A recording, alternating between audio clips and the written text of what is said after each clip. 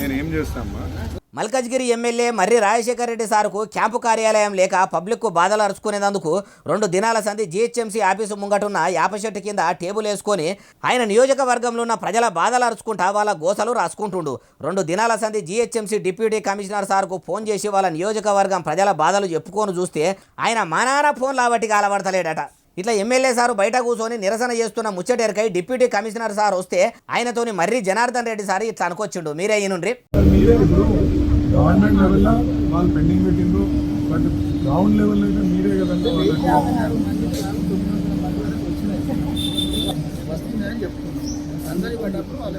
ఇట్లనే ఇంద్రమ్మ ఇండ్ల గురించి కూడా చాలా మంది వచ్చి అడుగుతున్నా, మీ దగ్గర బొమ్మంటున్నాను. ఇన్నరా ఇట్లా మల్కజ్గిరి నియోజకవర్గ ప్రజల బాధలు సారుతోని చెప్పుకొచ్చుండు. ఇంకా మస్తుగానే మాట్లాడిండు. మొత్తం ముచ్చటి నుండి కొంచెం ఫోన్ లేపండి అన్న.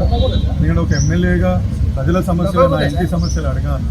ఒక ఎమ్మెల్యేగా ఫోన్ చేసినప్పుడు ఇప్పుడే నిన్న చేసిన అన్న, నిన్న ఎత్తలేదు. ఇప్పుడు వీళ్ళందరూ ముంగట చేసిన ఇప్పుడు ఎత్తలేదు. కాబట్టి కొంచెం ఫోన్ కూడా ఎత్తాలని కానీ చూసినరా ఒక ఎమ్మెల్యే అయి ఉండి కూడా అధికార పార్టీ కాకుంటే ఎంత అవస్థలు ఉంటాయో అర్థమవుతున్నది కదా.